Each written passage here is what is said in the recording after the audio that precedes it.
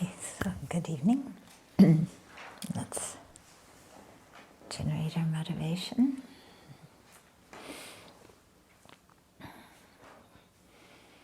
So again, with a sense of gratitude for the opportunity to listen to teachings, that we have the electricity to be able to live stream. We have heat now, we have lights, so we can listen to the teachings without being uncomfortable. And it's a good opportunity to think about the hell realms. You know, if we can't endure a little bit of cold, then what's it like being born in the cold hells, where it's cold and dark for quite a long time? But we aren't in that situation now. We have quite a comfortable situation, and so let's really use it to develop our mind and really penetrate these afflictions so that we can abolish them once and for all. And so we penetrate them through the realization of emptiness, supported by the bodhicitta motivation. And so with that motivation, and maybe tonight especially with special compassion for all the beings in the cold hells, let's listen to the Dharma.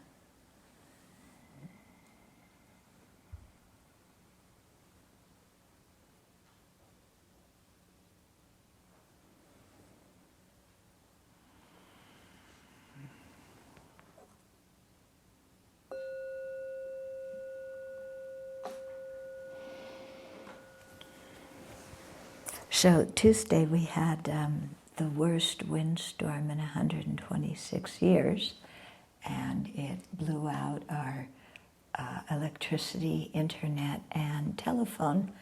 And so fortunately we had a generator, which we ran for about 8 hours a day. I guess we ran it for just a short time because we didn't want to use so much gas.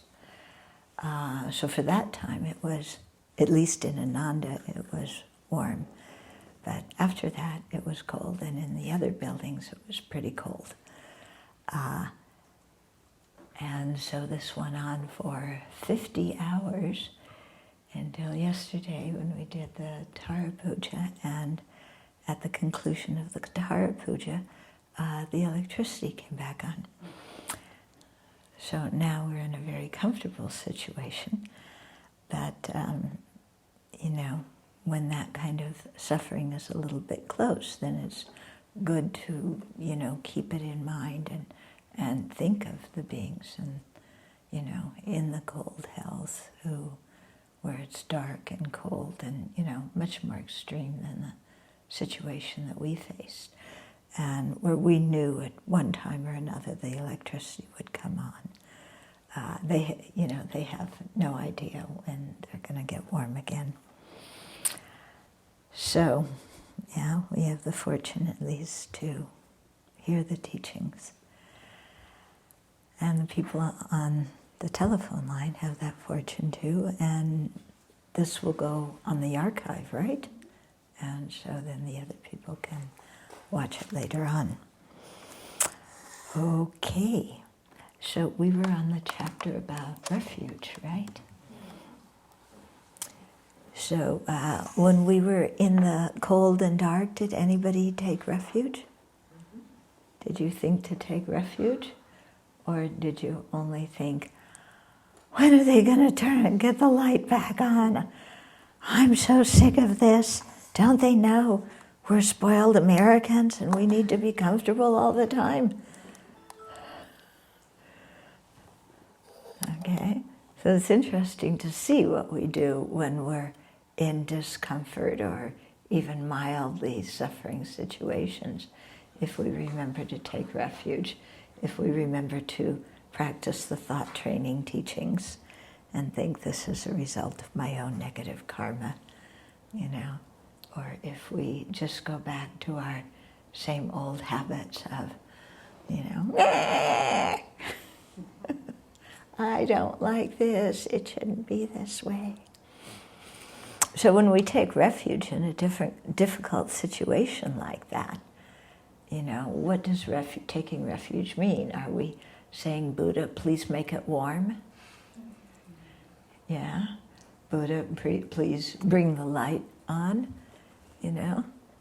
What exactly does taking refuge mean when we're suffering? Are we expecting Buddha to be like some kind of creator, manager of the universe who is stronger than our karma and is going to change the external situation? Or are we seeing the Buddha, when we take refuge, as someone who is teaching us and modeling the Dharma antidotes to apply to our own mind in difficulties? Okay? So really something to think about. What does it mean to take refuge when we face difficulties? And what does our mind do? What do we expect from our refuge objects?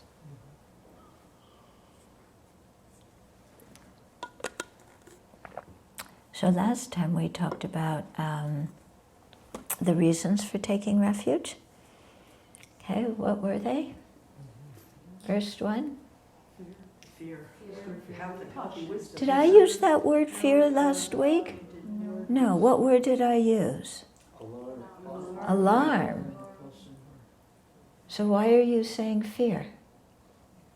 Because that's what I haven't memorized. In the text. Yeah. Do you listen to the oral teachings or do you just rely on books? Okay, so a sense of alarm at, at what? Having a lower rebirth.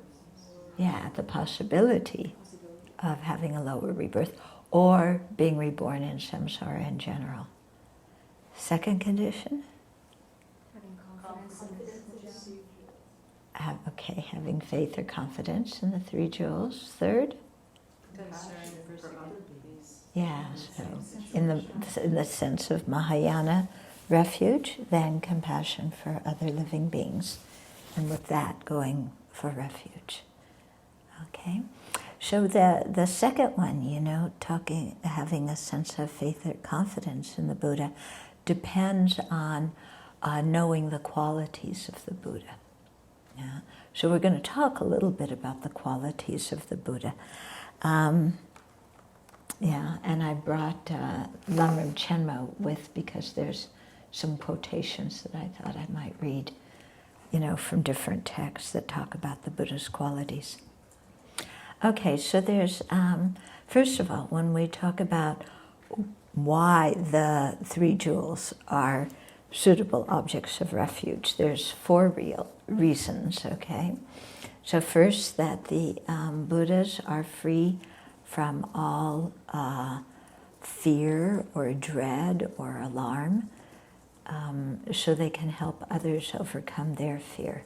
So here we're talking about alarm at the prospect of being born again in samsara, and also alarm at having the self-centered thought, and so thus winding up in self-complacent peace instead of at Buddhahood.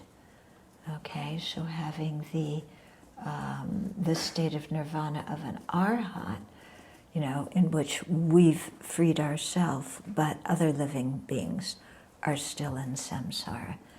Okay, and so that's another. We often talk about the two extremes. Sometimes being nihilism and absolutism. This is a different set of two extremes. The extreme of samsara and the extreme of self-complacent peace. So some people always say, well, why is nirvana an extreme? Isn't it our goal? Well, if you're in the hero or solitary realizer vehicle, it's your goal. If you're in the bodhisattva vehicle, liberation for yourself alone is not your goal. Okay? We're looking for what's called non-abiding nirvana, because non-abiding nirvana doesn't abide in either the extreme of samsara or the extreme of self-complacent peace. Okay? So the Buddha's free of all of that, and so he's able to teach us and guide us to that state. Okay, the Buddha's second reason, they have skillful and effective means to free others from all of that fear or alarm or whatever. Okay, and so without having very profound compassion, the Buddha couldn't have this kind of skill and effective methods, you know, or if he did have it, he certainly wouldn't share it.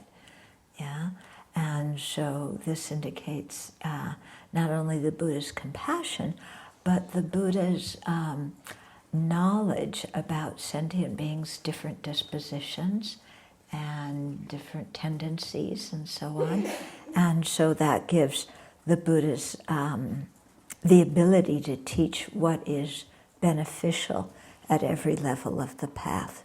So to really be able to teach method and wisdom. Yeah.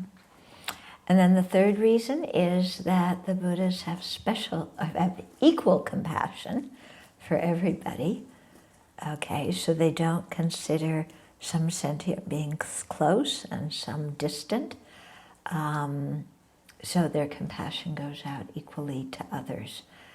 And it's said that the Buddha's compassion is greater than, the Buddha's compassion for us is greater than our compassion for ourselves. Okay? So it's interesting here, you know, this kind of equal compassion that goes out to all sentient beings. Do we have equal compassion? No, we are highly biased towards friends and relatives and bias against people who we don't like or people who harm us. So we wouldn't be a very good object of refuge, would we? Because, if people came to us for help, we would think, well, have they helped me? Have they harmed me? What can I get out of them? And that's going to influence whether we, you know, extend the Dharma to them or not. So that's kind of pretty rotten, isn't it? Untrustworthy. So the fact that the Buddha doesn't have that kind of partiality makes him very trustworthy. And it's interesting to think when they say the Buddha's compassion for us is greater than our compassion for ourselves, because we really want ourselves to be happy, don't we? Yeah. So, I mean, that's what we want all day and all night. But we want that so badly, but we aren't compassionate enough towards ourselves to really engage wholeheartedly in creating the causes for that. Okay? Whereas the Buddha wants us to have happiness and is really engaged very wholeheartedly in teaching us how to create the causes for it. So, you know, the Buddha's compassion for us is greater than ours for ourselves. Also, you know, our compassion for ourselves is really, it comes into play when we're uncomfortable right now. But do we have much compassion for ourselves for being born in samsara in general? Not much, you know. We have compassion that we were, that it was cold, wasn't it, for ourselves. We have compassion when we don't like how other people treat us. But compassion for ourselves because we're born in samsara? What's samsara? You know? It's like we don't really care. It's interesting. Whereas the Buddha really cares about the fact that we're in samsara and is working wholeheartedly to help us get out, harder than we're working to get ourselves out. Yeah? Isn't that interesting? That somebody really cares more about us than we care about ourselves? And then the fourth reason is the Buddha fulfills the aims and works for the welfare of all beings, whether or not they have helped him or not, whether they have faith in him or not. Okay, so there's no favoritism.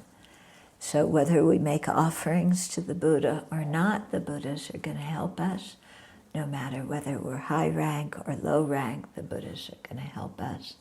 And so, they really work for the welfare of sentient beings pretty, consistently without any favoritism. Yeah. But it's funny sometimes you go places and people, it's like they have a mind that's doing business with the Buddha, Buddha, if you cure my illness, then I'll make an offering to the temple. Yeah. So it's not, I'm going to offer to the temple and pray that my illness be cured, which already is self-centered, but not like I'm making the offering and then making the prayer. It's, if you cure my illness, then I'll give the donation. Yeah. So first, Buddha, you provide the service, and then I'll pay. Yeah. So it's business, isn't it? Yeah. And you meet people who are like that. But from the side of the Buddha doesn't have any partiality against those people and helps them equally, through teaching them method and wisdom. Yeah, so whether we have faith or not, whether we make offerings or not, from the side of the Buddha, they help us. The thing that is an impediment is our own attitude becomes an impediment. So we can't receive the help very well. Okay, it may be there, but we don't even see it. Okay, so then they talk about now the qualities of the Buddha's body, speech, and mind. So I thought, okay, before we go for that, I wanted to read you, some verses that are from Praise and Honor of the One Worthy of Honor. Okay? So he proclaims, I am the friend of you who have no protector. Out of his great compassion, he abides as if embracing the entire world. Isn't that a nice image? O teacher, you are so compassionate and caring, and strive to act lovingly without laziness. Who else is like you?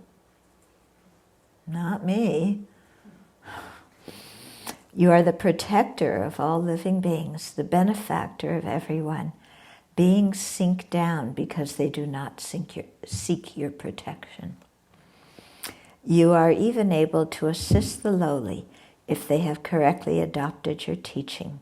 Other than you, no one knows these beneficial teachings. You have truly realized all the external factors or powers. Because they have not acquired the inner powers, ordinary beings remain subject to suffering. Yeah. So ordinary beings can have lots of external power, but no internal power, no control over the mind. No, and so no ability really to be of great benefit to others. Okay, so the good qualities of the Buddha's body. Again, I thought I would read you some of the poetry. And this is again from the Praise and Honor of One Worthy of Honor. Okay, so rather I could go into all the descriptions of the 32 signs and the 80 marks and all of that. But the 32 signs and their causes, we'll get to that in Precious Garland. It's coming, so I thought not to go through it here.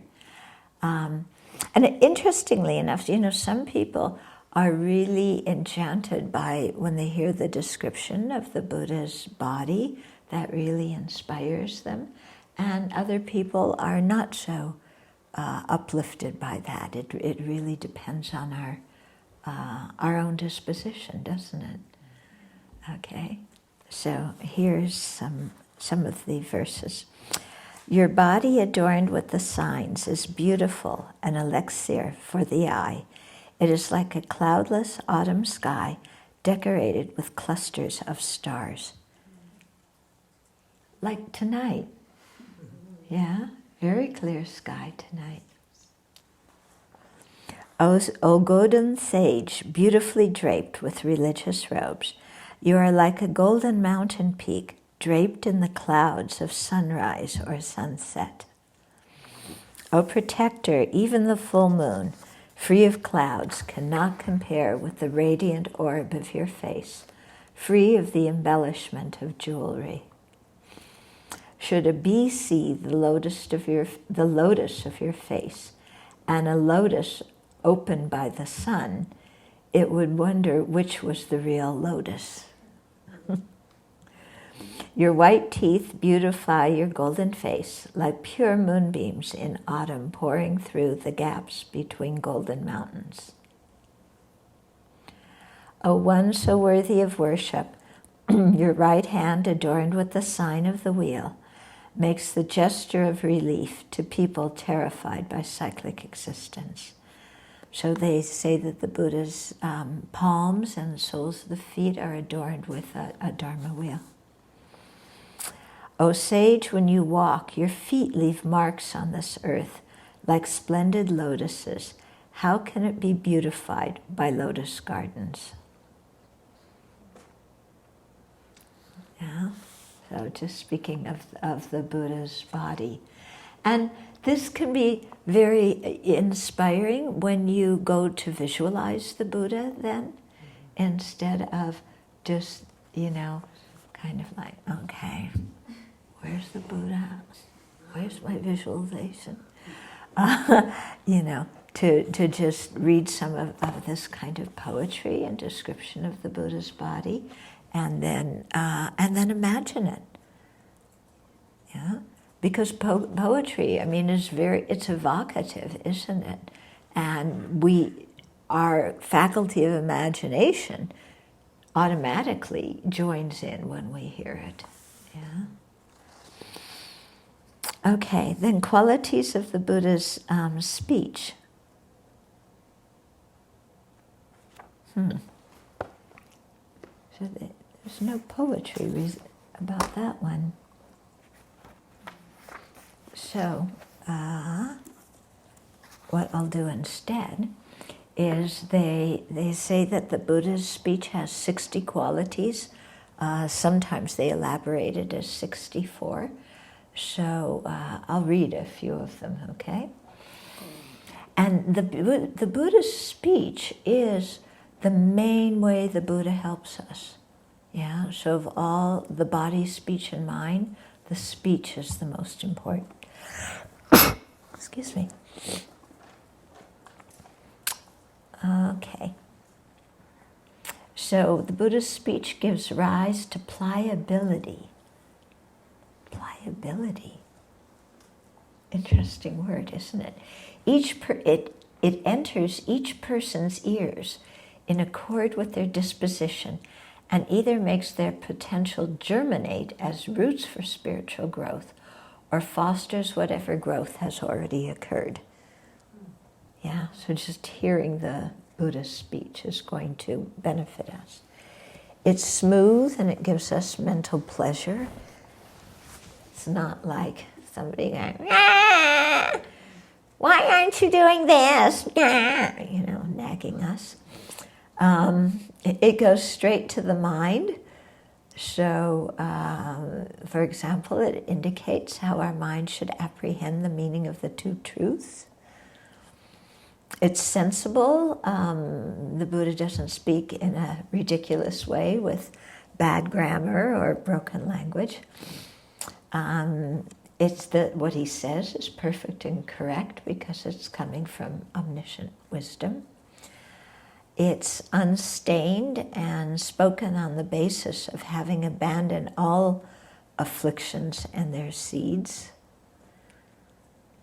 It's sparkling clear. He never uses words or expressions not known to worldly people, or use high language just to impress other people. Okay, it brings harmony to the ear, power to vanquish all the extreme positions. Yeah. Okay. It's free from needless redundancy. My editor would be so happy if I had that quality. It's pertinent and never teaches what doesn't suit the listener or the occasion. It's like a powerful lion's roar in that it terrifies those with extreme views. It's like the bellowing of a god's elephant, because the Buddha does not hesitate to speak out.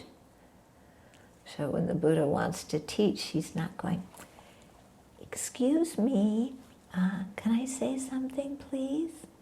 You know, it's like with confidence, he says it, and there it is. Okay, it's like thunderous dragon's roar, vast and difficult to fathom in its depth and extent. Like the voice of a Naga king, so majestic that everybody listens. Like the melodious voice of divine musicians who live on fragrance, nothing is smoother or more pleasant to hear. Like a melodious call of ancient song sparrows, it continues from topic to topic without break, and after it's ended, it leaves us wanting to hear it again. Okay. Buddha's speech is without conceit, so he's never proud if others praise what he said. It's without self-criticism, so even others complain about what or how it was said, the Buddha doesn't feel depressed. So it's not like the Buddha spoke a sutra and some guy goes, "I don't agree with what you said," and the Buddha goes, "Oh no, I'm a failure. He doesn't like me. Oh, what did I do wrong? How am I? Oh, I'm not qualified to teach these sentient beings." Okay, Buddha doesn't have that kind of self-centeredness when he gives the teaching. Without feelings of inadequacy, never lacks confidence in what he says or to whom it is said. Without desire or attachment to receiving praise or offerings or service or thank you. Okay. He never omits something important because he's tired. Yeah. It's pervasive and explains the Dharma related to, all the different topics that people can understand. Stimulates growth and benefits everyone, whether they need virtuous roots or need to increase the virtuous roots they have. Okay.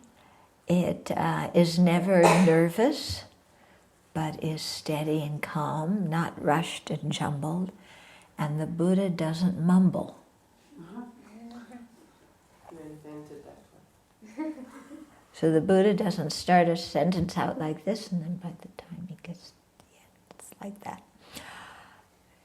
Yeah, but he speaks loudly and clearly. Everyone hears it at an equal volume. Okay, it stills our attachment by the force of teaching the Dharma, and it stills our anger by the force of teaching the Dharma. Okay, it can't be faulted because the Buddha always keeps his promises and what he says is correct. So the Buddha's speech is also continuous. He never feels like teaching at one time, but at another time can't be bothered or is tired. Yeah, like, It was my turn to give the BBC. Well, I'm really tired today. I can't do it. Okay. Teaches without break in flow, hesitation, or because he can't find the right word. So the Buddha doesn't kind of give a Dharma teaching, kind of, you know what I mean? You get what I mean? But he is able to speak rather clearly and get the point across, so that it's what's that word? It's easy to hear and easy to understand. Okay, it says that here. Okay, it has. He has all languages complete in his speech, so that everyone understands in their own language. Yeah? So you understand in German, and you understand in French. Yeah? Who else? Chinese. And the rest of us understand baby talk. Yeah? Okay. So this is from one of the sutras, the Sutra of Enigmatic Qualities Beyond the Realm of Imagination. And it also comes from the Mahayana Sutra Alamkara, which is by Maitreya. Okay, so then the qualities of the Buddha's mind. So they usually here talk about the qualities of the Buddha's wisdom and the quality of his compassion. Yeah, those two qualities specifically.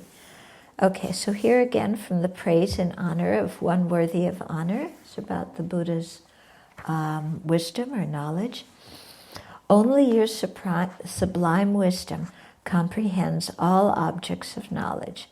For everyone other than you, there are objects yet to be known. Yeah. So even people who have some clairvoyant power, they don't know everything, so they can be mistaken. O Bhagawan, the entire origination of all types of phenomena throughout time is within the range of your mind, like an ambalan fruit in the palm of your hand. So Buddhas can see everything like we can see this ambalan fruit in our hand. Like the wind moving across the sky, your mind is unimpeded with respect to the single and the manifold, animate and inanimate phenomena. Then the good qualities of the Buddha's compassion. Okay, actually, when we talk about the qualities of the, let's go on to the Buddha's compassion here. Okay, so this is from the chapter, from praise in 150 verses, okay? The afflictions bind all these beings without exception. You, in order to release them from the afflictions, are eternally bound by compassion. Isn't that nice, Two different ways of being bound. Should I first make obeisance to you, or to the great compassion that causes you to dwell for so long in cyclic existence, despite knowing its faults? When we do the Guru Puja, which we'll do tomorrow night, there's the one verse, you are my Guru, you're my Yidam, you're my, Dakinis and Dharma protectors. His Holiness, one time when he taught that verse, because you usually think they're talking about the Guru Buddha, he said, you can also see it as talking about bodhicitta. Yeah, bodhicitta, you are my Guru, you are my Yidam, you are my Dakini and Dharma protectors. Yeah, and that's bodhicitta, how dear bodhicitta is. So instead of thinking of a person, thinking of a quality.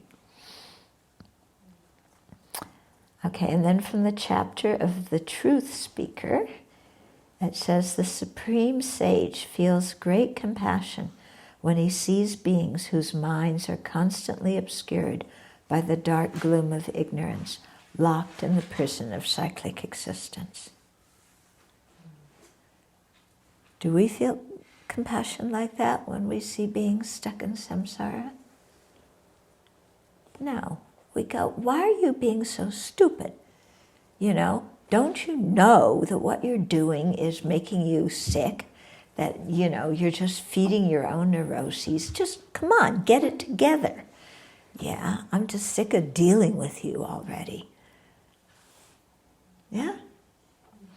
That's how we respond. So I find these comparisons quite useful because it shows me what I need to work on, and, you know, why the Buddha is a reliable guide, because, you know, if ever I get a little bit haughty and think, you know, oh, I can benefit sentient beings if they only listen to my sage's advice. I can think like that and read, have some work to do. The conqueror feels great compassion when he sees beings whose minds are overwhelmed by attachment, who have great craving and always long for sensory objects, and who have fallen into the ocean of craving's attachment. The one possessing the 10 powers feels compassion, which seeks to dispel all suffering when he sees the afflictions of beings harmed by a multitude of illnesses and miseries. The sage's compassion arises constantly. It is impossible for it not to do so. Impossible for it not to do so. The Buddha is free of all faults because he is concerned with the needs of all living beings. Yeah, be nice to be like that, huh? Then the good qualities of the Buddha's enlightened activities.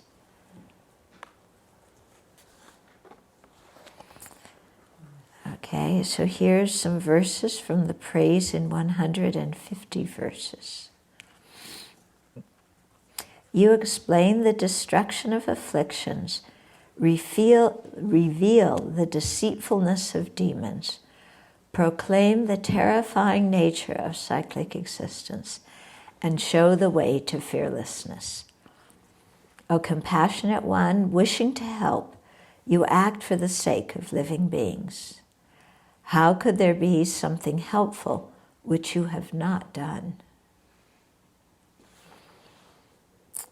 And then something from the praise and honor of one worthy of honor. What trouble is there away from which you cannot lead living beings?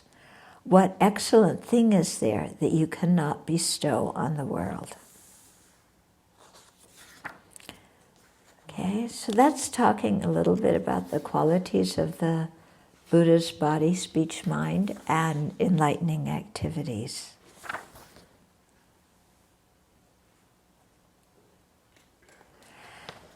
Okay. His Holiness, when he teaches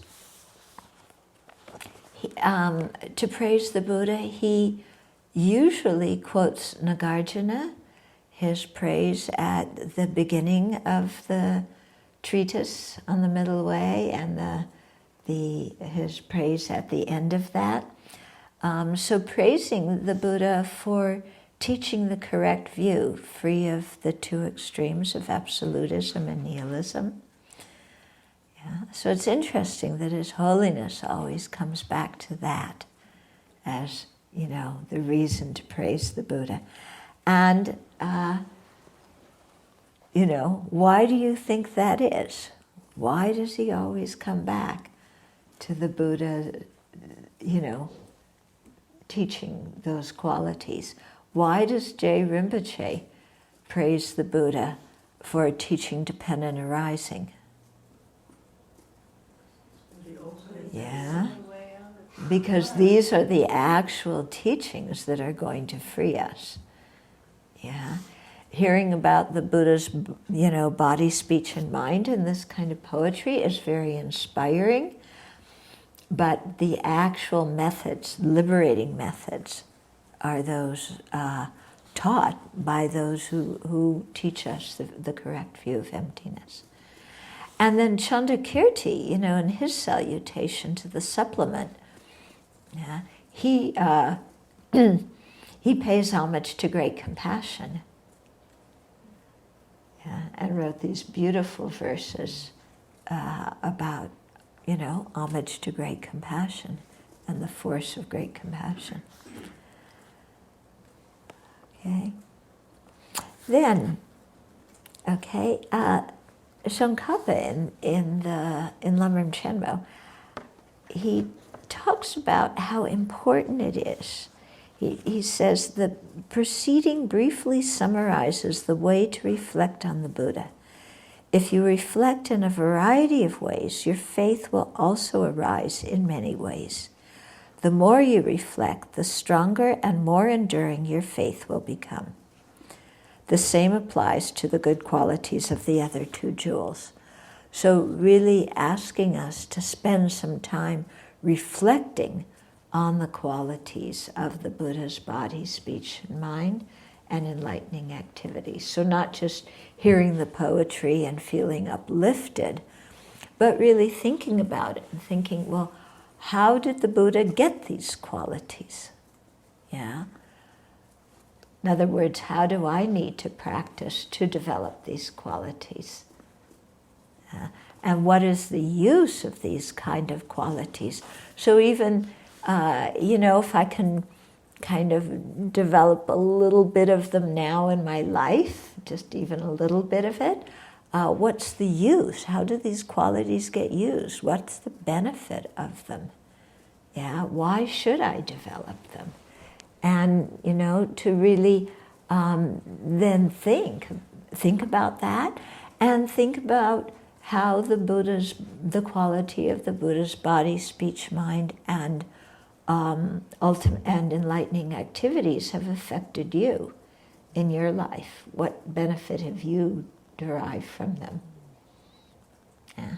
And then that also gives you something to see, what is the purpose and use of developing these qualities.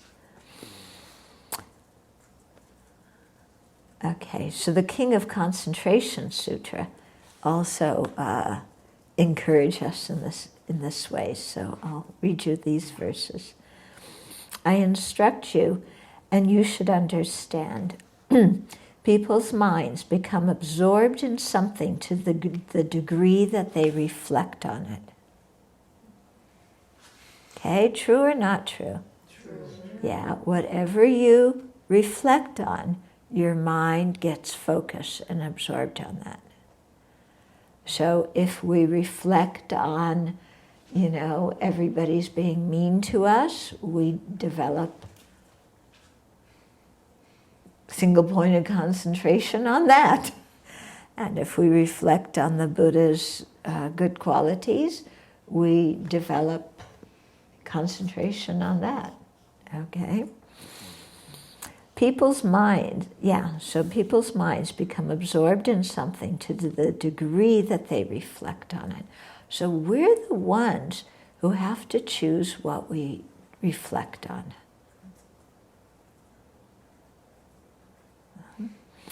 Therefore, recollect the master of the sages as having a conqueror's physical posture and limitless sublime wisdom. If you constantly familiarize yourself with such recollection, your mind will become absorbed in it.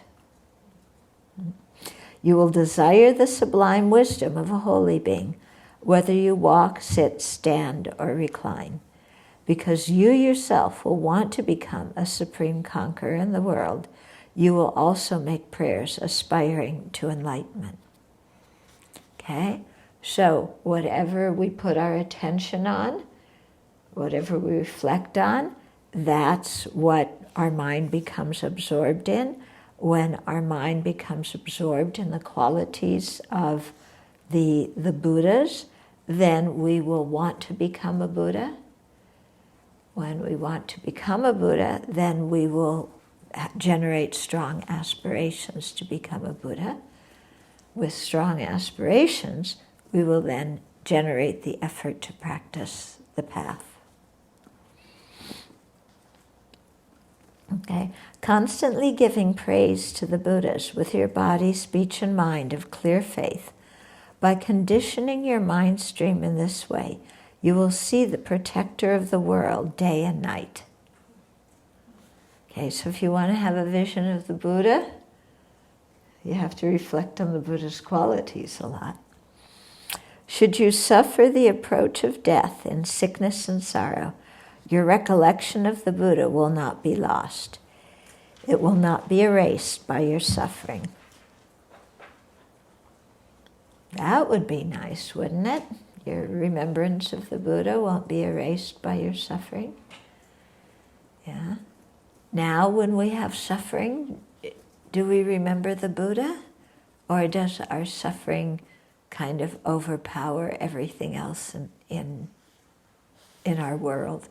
And all we can think about is, I'm suffering. Okay. Then the good qualities of the Dharma. So actually, when they talk about the qualities of the Buddha, they go through the 4 fearlessnesses, the 10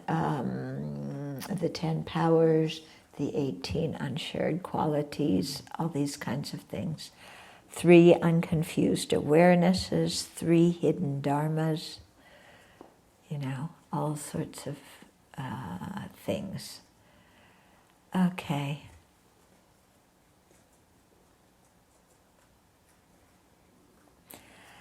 Okay, so then the good qualities of the Dharma.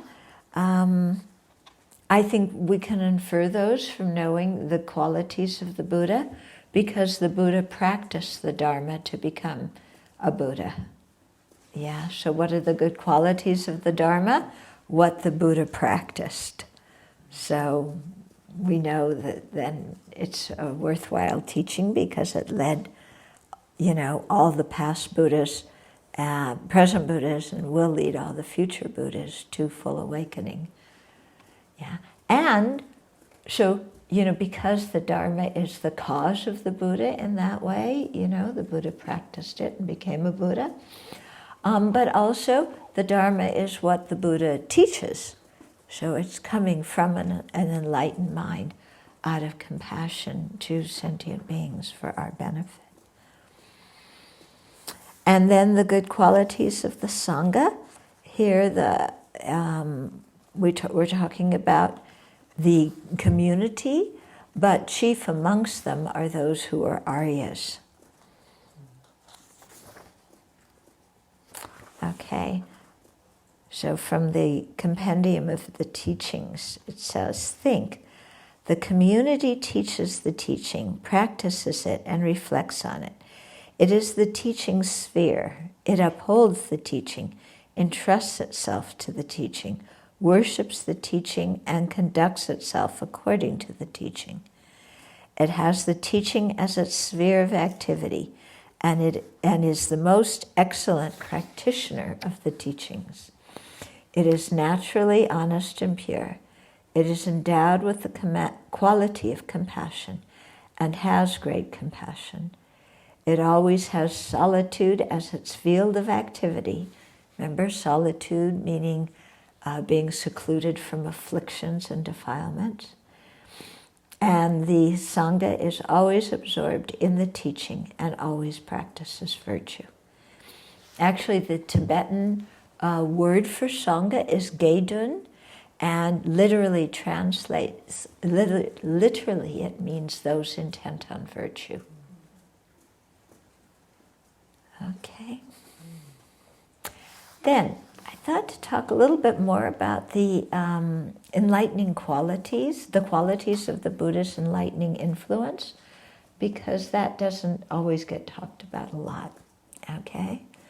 So the Buddha's enlightening influence, it's without effort, their body, speech, and mind exerts well, not exerts, it's just automatically radiates this enlightening influence, which is continuous and which extends to all sentient beings without any partiality. Yeah, so they say it's spontaneous, effortless, and continuous, okay? So it's action which isn't considered, okay? So it's effortless. It's done according to the circumstances, yet the purpose is served because by seeing those actions, trainable students arise, you know? So it's like, you know, because of the Buddha's great accumulation of merit and wisdom, when there's a sentient being to benefit, without thinking about it, the Buddha automatically benefits. You know, it just comes spontaneously. And those beings who are trainable, who are receptive, yeah, whose karma prompted the Buddha's enlightening influence to flow towards them, they automatically receive the benefit from the Buddha's speech. Okay, so there's some interaction here, you know. There has to be our karma and our receptivity, and then, you know, from the Buddha's effortless, spontaneous radiating out of benefit and guidance. Yeah, so we need both things. So sometimes in our practice we feel like we get stuck, our practice feels kind of dry. Yeah, have you ever had that happen? And, you know, dry, you're just saying the words and there's, you know, not much juice in it somehow. So in those situations, to kind of make the mind more receptive, it's very good to do purification practices and practices to accumulate merit. Yeah, so at that point, rather than, you know, like when your mind just isn't kind of getting what you're studying, instead of pushing, you know, like that, take a little break and do some of these practices that really involve purification, you know, and creation of merit, because that automatically draws you into thinking about the Buddha's qualities, yeah? And because you're really working with the karma in your own mind by purifying and creating merit, then, you know, you're reducing the impact of whatever impediment or obscuration is there, so that it makes it easier to receive the Buddha's enlightening influence. Okay? So this is, you know, part of the skillful means of how to guide ourselves on the path. You know, our responsibility to be responsible for our practice. You know, to know what to do when our mind feels dry or sluggish or uninspired. Okay, so a Buddha doesn't think, I'll teach this person this kind of Dharma. Yeah, but rather, according to their inclinations, the teachings just naturally flow. Yeah, and the Buddha doesn't think, I should benefit others. Yeah, I should benefit others. I mean, they've been so kind to me, and I am a Buddhist after all, so I should benefit others, even though they're so tiresome and they don't listen to what I tell them to do. I should benefit them. Okay, no, a Buddha doesn't think like that. Okay, but just due to compassion, Buddha automatically benefits. Yeah. When we want to benefit somebody, sometimes we lack the compassion. You know, it's like, I'm just too exhausted right now. Yeah. Or we lack the perseverance, you know. Gee, if I could just say it one time and this sentient being would get it, yeah, I'd do it. But this sentient being is so obscured. It's like, you know, it's just too troublesome. Yeah. I mean, look, the cats, they all sleep during the teaching. How am I going to lead them to enlightenment? Yeah. And even I say that, they don't even wake up. But when I feed them, they like me. Okay, so not running out of compassion, not getting tired or exhausted or bored. I do the same thing every day to benefit these sentient beings, and they keep doing the opposite. What's the use?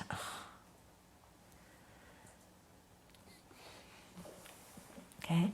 Then the Buddha's enlightening influence is also uninterrupted action. Okay, so not only is it, the Buddha doesn't have to think about it and motivate it, but it also is uninterrupted. So it just flows without being cut off. And that's because of having completed the 2 collections.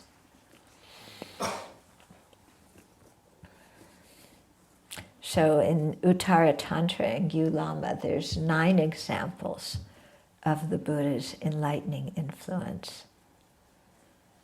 You want to hear them? Yes. Yeah? Okay. So the first one is the essential nature of the enlightening influence of the Buddha's body. So this is compared to Indra, the god Indra. So without effort or thought, Indra's physical form is reflected on earth when it's smooth and polished. When human beings perceive this, they wish to achieve such a form.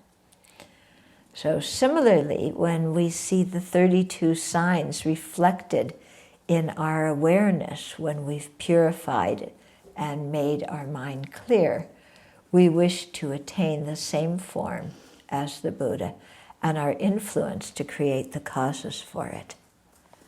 So in that way, the enlightening influence of the Buddha's body is said to be like the god Indra, who just appears and his image is reflected in the polished earth, and then everybody sees it and goes, wow, that's gorgeous. I want to be like that. But here is the Buddha's body. Yeah. Whose bodies do we usually look at and say, oh, I wish I had that kind of body? Yeah? Do we think of a Buddha and think, oh, I wish I had that kind of body? Or do we look at somebody else, who is the epitome of the person we're jealous of because they look like we think we should look, and we will never look that way.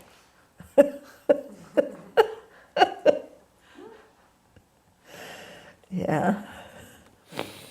Okay, then the second quality is the essential nature of the enlightening influence, enlightening activity of the Buddha's speech.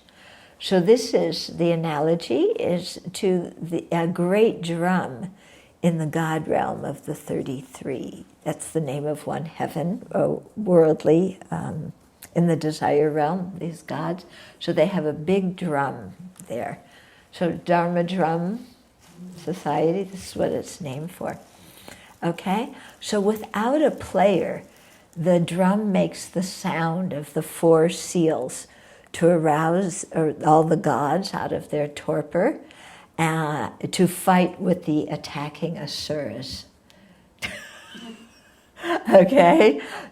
So, without a player in the God realm of the 33, this drum makes a sound, and it's like the alarm clock. And so all these gods in that God realm who are just, lounging around and enjoying things so much, it's telling them the asuras are attacking us. Because the suras, the gods and the demigods, they're always fighting with each other So it's saying, look, they're attacking us, wake up, we got to go fight them. Okay? So the Buddha's speech is like that, except it's not to fight other sentient beings. But without effort, the Buddha's speech arouses us to fight, arouses us to rise above our ignorance and fight with the defilements and attain a good rebirth, liberation, and awakening. Okay. Then the essential nature of the enlightening influence of the Buddha's mind. The analogy is like monsoon clouds. Yeah, if you've ever been in India during the monsoons, it just pours continuously, buckets. You have never seen rain like this, never. Yeah, I mean, that's why when it's raining here and people give me an umbrella, I just say I don't need it. Because, I lived in India for so long. The monsoon rain there are just unbelievable. What we get here is a drizzle. Okay? So, like monsoon clouds, pouring steady rain everywhere. So without intention, it causes the crops to grow. Yeah, in India, you rely on the monsoons for your rice crop. So similarly, the Buddha's wisdom and compassion reaches out to all sentient beings everywhere and spontaneously showers Dharma to cause the crop of virtue to grow in sentient beings' minds. Okay, then the fourth one is the enlightening influence of body and speech together. And here the analogy is the god Brahma. Okay, so without leaving his domain, sorry, I have the hiccups again. So without leaving his domain, Brahma effortlessly manifests in the desire God realm. So he's in the form realm, but he'll manifest in the desire realm gods. And so by his appearance and words, he inspires these desire realm gods to go beyond their attachment to sense pleasure and to go to his higher level, in other words, to develop concentration. So similarly, the Buddha, without leaving the Dharmakaya, effortlessly manifests in countless realms, and by appearing and speaking, he leads sentient beings out of cyclic existence. Okay, so this ability to just appear spontaneously and inspire living beings to do more than what they're already doing to attain a higher state of happiness. So that's how it, like Brahma. Then the enlightening influence of the mind, this time is, the previous one was enlightening influence of body and speech together, that's Brahma. Okay, then enlightening influence of the mind is like the sun. Okay, so without intention, the sun stays in the sky and shines in all the directions and eliminates the darkness and stimulates growth. So similarly, the Buddha's mind remains in the sphere of the resource body, manifests as the resource body in the Pure Lands to teach the Arya Bodhisattvas, and yet shines the light of wisdom in all directions at all time to eliminate the darkness of ignorance and stimulate spiritual growth. Okay. Then the sixth is the secret aspect of the enlightening influence of the Buddha's mind. And this is compared to a wish-granting gem. So a wish-granting gem, this mythological gem in the ocean somewhere that if you get it, it will grant all your wishes. So it's rare. It can fulfill everybody's wishes. And so similarly, a Buddha's wisdom and compassion are rare and supreme gems that are able to fulfill sentient beings' wishes for spiritual attainments. And they do this by effortlessly teaching the Dharma. Okay? So how this works is an enigma, a secret for our limited mind. Okay? Then the seventh is the secret aspect of the enlightening influence of the Buddha's speech, and this is resembles an echo. So an echo arises due to many causes. It resounds effortlessly, it communicates well, and yet you can't find it anywhere. Okay, so similarly, it's an enigma, a secret, how the enlightening speech of the Buddha spontaneously arises because of sentient beings' needs, and how it communicates the Dharma to everyone, everywhere, without being findable within or outside of its source. Yeah. Have you ever been like puzzling about something and, or had this question in the back of your mind for a long time, and then you just happen to be talking with some person who's nobody remarkable, and they say exactly the thing that like clarified the puzzle for you about the Dharma? Yeah? And it's like, how did that happen? Okay. Then the eighth is the secret aspect of the enlightening influence of the Buddha's body. So this is like space. Okay?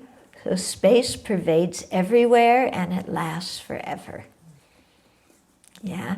It effortlessly allows everything to exist in it. It's not material, and yet it seems to be high in the sky. So similarly, it's enigmatic how the enlightening influence of the Buddha's body pervades everywhere, effortlessly allows all positive qualities to exist, lasts until the end of samsara, and yet it isn't material and still appears to enact the 12 deeds of a Buddha. How does a Buddha do that? Making that kind of body. And then the ninth one is the enlightening influence of the compassion of the Buddha. And this is like the earth. Okay? So without effort, it supports and is the source from which everything grows. Similarly, the Buddha's compassion functions effortlessly as the support and the source from which everyone's merit can act as roots of spiritual growth. So how does that happen? How does the Buddha's compassion function to effortlessly act as a support and a source from which all of our merit comes and can bring about the result of spiritual growth? Yeah, how does that work? So when you're thinking about these enlightening influences, this is the kind of thing to contemplate. How would that work? Yeah? How do you think a Buddha's compassion acts as a support and a source for your creation of merit?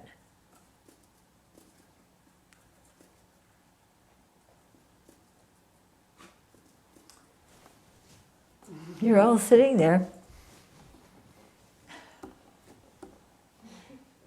Yeah. Well, out of compassion, he gave us the teachings, and from that side, then we have this full array of possibilities to work on our minds and to become awakened. So he just can't stand, he couldn't help himself but to give this to us because he knew the power of it, and then he knew that we ourselves, I mean, that's the source of where our enlightened activity is going to come from his teachings. Yeah, yeah, because without the teachings, how are we going to know what to practice and abandon?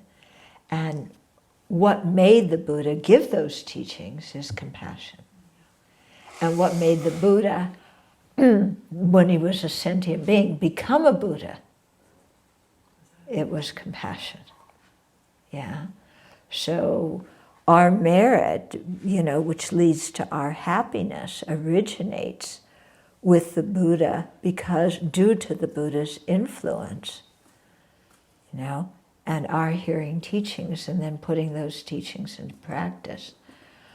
So this really emphasizes the importance of hearing teachings. Yeah? If the Buddha's speech is the most important aspect of the Buddha, and it's important because it gives teaching, then isn't hearing teachings something important that we should do? Yeah. So it's, if we know that that's one way that the Buddha benefits sentient beings, then let's make it easy for the Buddha to benefit us. Yeah. Otherwise, we make it, here the Buddha wants to help us, and we make it so hard. Yeah. Really, Buddha, it's Friday night. I want to go to the disco. Yeah. Why do these people schedule teachings on Friday night? What an absurd time. It conflicts with the disco.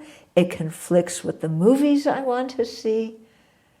Yeah, these people just don't understand anything. Yeah. So we complain, but we've got to do something to make it easy for the Buddha to influence us. Yeah. Otherwise, every time the Buddha comes around trying to influence us, we take a look and we run away. That's pretty pathetic, isn't it? Yeah. So really something to think about. Or we get into he's the creator mode and we don't have to do anything. He does all Right. the work. Yeah. Yeah, the Buddha has all these incredible qualities that we just went through tonight. So he must be omnipotent. So I'll sit back and Venerable Tarpa and I will eat chocolate chip mint ice cream. And we'll let the Buddha do all the work. Yeah? But the Buddha's not omnipotent. He can't, the Buddha's power and the power of our karma are the same. He can't overpower our karma. Again, we have to make it easy for the Buddha to benefit us. So that's why purification, creation of merit, these things are quite important. Putting the seeds of the Dharma in our mind by listening to teachings. So, okay. Any questions or anything? I have a question that goes back to last week when Uh-huh. we were talking about imagining our death as something Mm-hmm. we do, and then the teachings that you gave in the 2-week program about craving. And so how does one go about reducing the craving? So at the time of death, there's the aspiration for precious human rebirth, but not this craving for existence. And it just seems impossible not to go there. Yeah.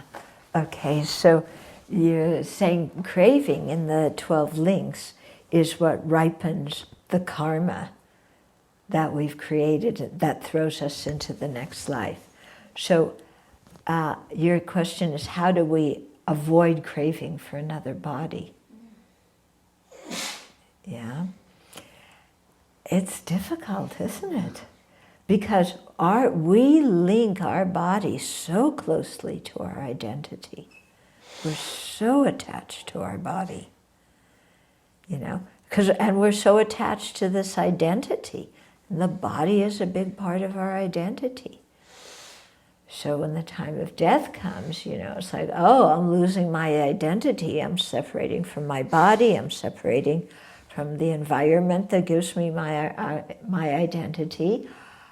Crave, I've got to have this, yeah. And then it ripens the karma. So if we're pretty certain we're going to have craving at the time of death, then at least let's imprint in our mind that we want to have a precious human life and meet, you know, fully qualified Mahayana and Vajrayana teachers, or we want to be born in the Pure Land. So to put, you know, so at least if we're going to have craving, let's crave for something virtuous instead of some situation that is a mess, but at that moment the craving makes it look beautiful. Because you know how craving makes things that are really yucky appear beautiful, and then we go for them. So to not have that kind of craving. Then the best is to have no craving at all. The way to do that is meditation on emptiness. You know, because if we don't have the craving, then there's the possibility, if you have bodhicitta, of directing your mind to how you want to be reborn to benefit sentient beings and to continue practicing the path. Okay, so meditation on emptiness, that's it. I think it's quite helpful. For me, it's quite helpful to really imagine what can happen when I'm in the bardo and how this craving really looks like, because then I get this kind of aversion. Because I really don't want to. Yeah, so to think of being a being in the bardo, fueled by craving, running here, running there, running here, running there. And just the idea of being like that, just seeing the disadvantage so clearly, makes us want to overcome the craving. Yeah. Mm-hmm. Is there an emphasis on the enigmatic nature of the Buddha's qualities? I mean, I guess I've always thought, you know, in a lot of the teachings it's about like logical cause and effect.